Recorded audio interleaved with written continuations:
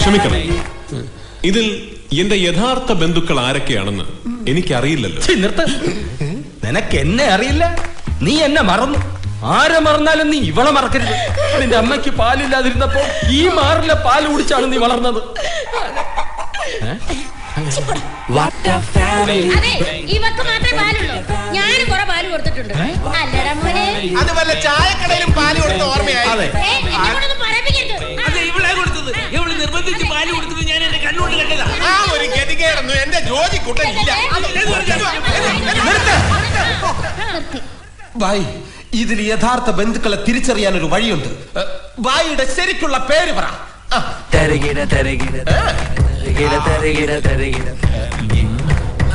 പേര് പറഞ്ഞ മോനെ തരുവോ? അതിനുള്ള പ്രായം കഴിഞ്ഞില്ലേ തള്ളയ? പേര് പറ. അല്ല ശശി. ഭായ്, എല്ലാ ഫ്രോഡുകളാ, പറഞ്ഞുവിട്. അവമാനിക്കരുത്. എന്റെ മരുമോനെ തിരിച്ചറിയാൻ എനിക്കറിയാം.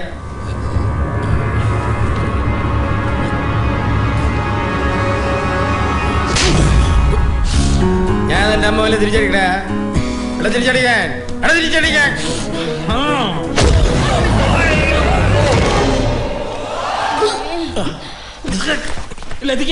നമ്മൾ ഉദ്ദേശിച്ച ആളല്ല. നിക്കടാ അവിടെ, കഥ കിടക്കടാ.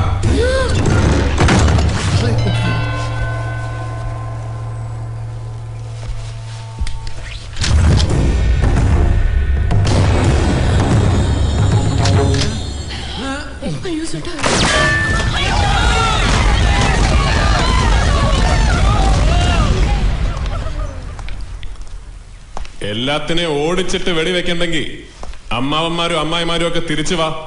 ഒളിച്ചു നിൽക്കാതെ പെട്ടെന്ന് വാ. നല്ല തോക്ക, വേഗം പണി തീരും. ബോയ്സ്,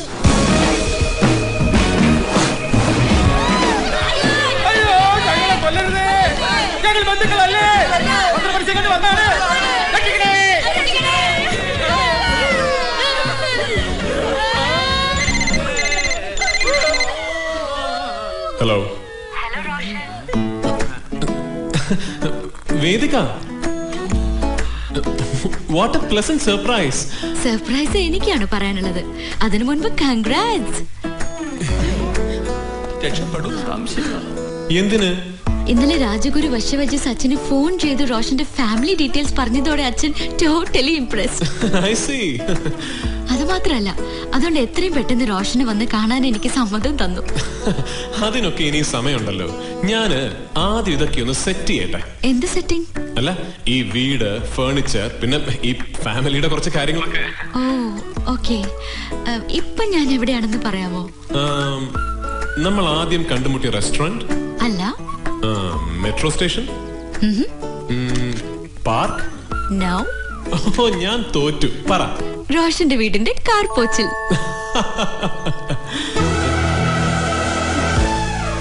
എവിടെ? കാർ പോച്ചിൽ.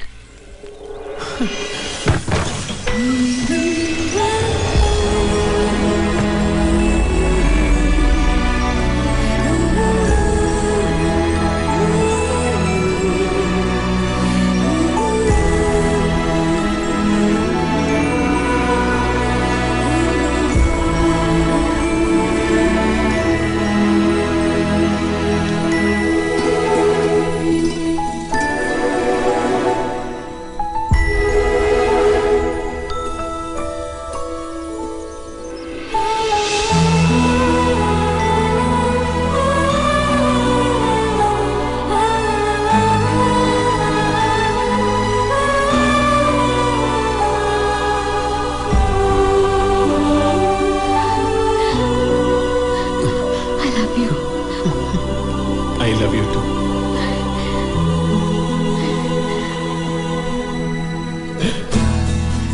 എല്ലാം അവസാനിച്ചു. ഇവരൊക്കെ ഇവര് എന്റെ ഗുരു. ഇവരൊക്കെ തേജയുടെ അല്ല, റോഷന്റെ ബന്ധുക്കളാ. ഇത് Raghavan Nair, retired health inspector. ഇത് രവീന്ദ്രൻ നായർ, സംഗീത കോളേജിലെ പ്രൊഫസറാണ്. ഇത് ഇതിന്റെ ഭാര്യ പാൽക്കേരിയ. മിൽമയുടെ ഡയറക്ടർ. ഇത് ഗോവിന്ദൻ നായർ, കിഴങ്ങ് വികസന കോർപ്പറേഷൻ ചെയർമാൻ. ഇത് രതി ദേവി, കുടുംബശ്രീ ഡിസ്ട്രിക്ട് പ്രസിഡന്റ്. ഇത് ഞാൻ Vasudevan Nair, retired income tax commission. ഇത് എന്റെ ഭാര്യ ലതിക, റിട്ടയർഡ് മിസ്ട്രസ്. ഞാൻ Shri Divakar Nair, retired DYFI, DYSP crime. ഇതെന്റെ ഭാര്യ രമ, റിട്ടയർഡ് ഹൗസ് വൈഫ്. ഇതാരാടാ? ഏ? ഈ കുട്ടി ആരാണെന്ന്? ഇതാണ് ഞാൻ കല്യാണം കഴിക്കാൻ പോകുന്ന പെൺകുട്ടി. മോനെ റോഷ, നീ സ്നേഹിക്കുന്ന കുട്ടി എന്ന് പറഞ്ഞാ മതി. നിങ്ങളുടെ വിവാഹം നടത്തി തരണോ വേണ്ടയോ എന്ന് ഞങ്ങൾ തീരുമാനിക്കും. അല്ലേ വാസുദേവൻ ചേട്ടാ? അതെ, അതാണ് മംഗലത്തെ പാരമ്പര്യം. റോഷന്റെ അച്ഛനും അമ്മയും എവിടെ? അച്ഛനും അമ്മയും? ശ്ശോ, ഇത് ഇങ്ങനെ എല്ലാരും കൂടെ എനിക്ക് കുറച്ച് ടൈം തരൂ. ടൈമോ? അതെ, ടൈം എടുത്ത് റോഷൻ എല്ലാം കുട്ടിയെ പറഞ്ഞ് മനസ്സിലാക്കും. ഞാൻ പോട്ടെ. പോണോ? ഞാൻ പോണില്ല. വേദിക, അമ്മാവന്മാരെ അമ്മായിമാരെ ഒക്കെ പരിചയപ്പെട്ട സ്ഥിതിക്ക് നമുക്ക് അകത്തേക്ക് പോവാം. വരൂ.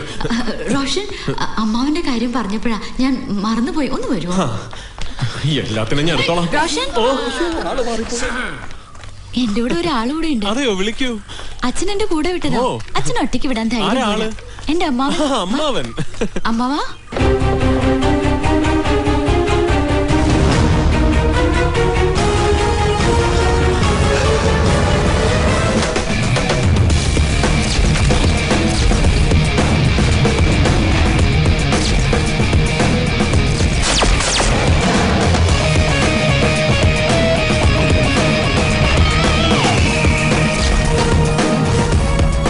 നമ്മൾ തമ്മിൽ ഇനി ഒരിക്കലും കണ്ടുമുട്ടാതിരിക്കാം. Never, ever see you again.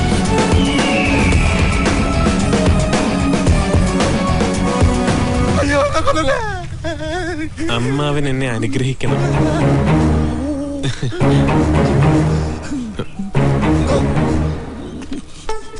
കുറച്ചു കാലമായിട്ട് അമ്മാവൻ ഇങ്ങനെയാ. മലേഷ്യയില് ബിസിനസ് ആയിരുന്നു. പക്ഷെ കുറച്ച് ഗുണ്ടകള് ചേർന്ന് എല്ലാം പോയി.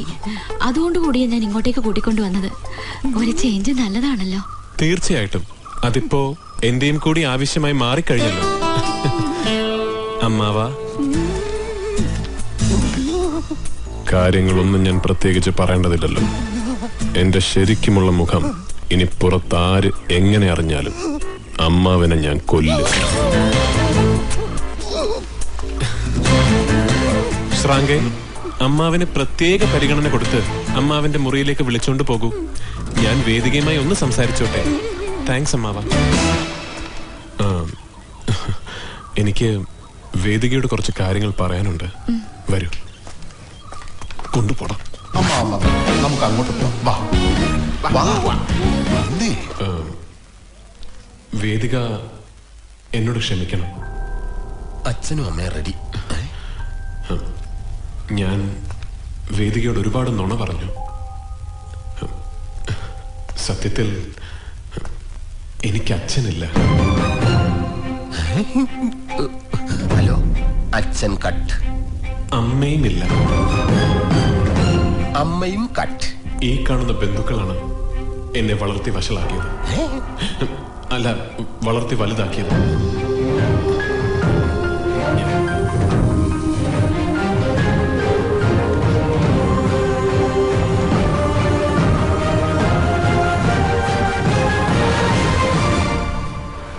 ഇതൊന്നും നമ്മുടെ കയ്യിലല്ലല്ലോ റോഷൻ. എല്ലാം വിധിയല്ലേ. സാരല്ല. പക്ഷേ ഇത്രയും വലിയ കുടുംബമല്ലേ റോഷന്റെ എല്ലാ കുറവുകളും പരിഹരിക്കാൻ. റോഷൻ പക്ഷേ അച്ഛൻ്റെ അമ്മയുടെ ഒരു ഫോട്ടോ വെക്കാമായിരുന്നു. ഫോട്ടോ ഫോട്ടോ ഉണ്ടല്ലോ, എന്റെ മനസ്സിലുണ്ടല്ലോ. പക്ഷേ വേദിക്ക് അത്രയ്ക്ക് നിർബന്ധമാണെങ്കിൽ നാളെ തന്നെ ഞാനൊരു ഫോട്ടോ ഫ്രെയിം ചെയ്ത് വെക്കാം.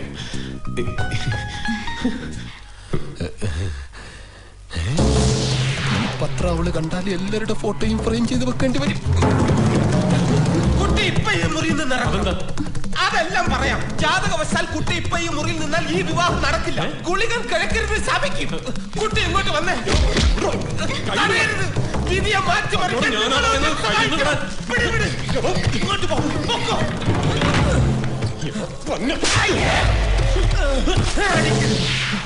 ഈ പത്രം ഇപ്പൊ അവള് കണ്ടിരുന്നെങ്കിലാ.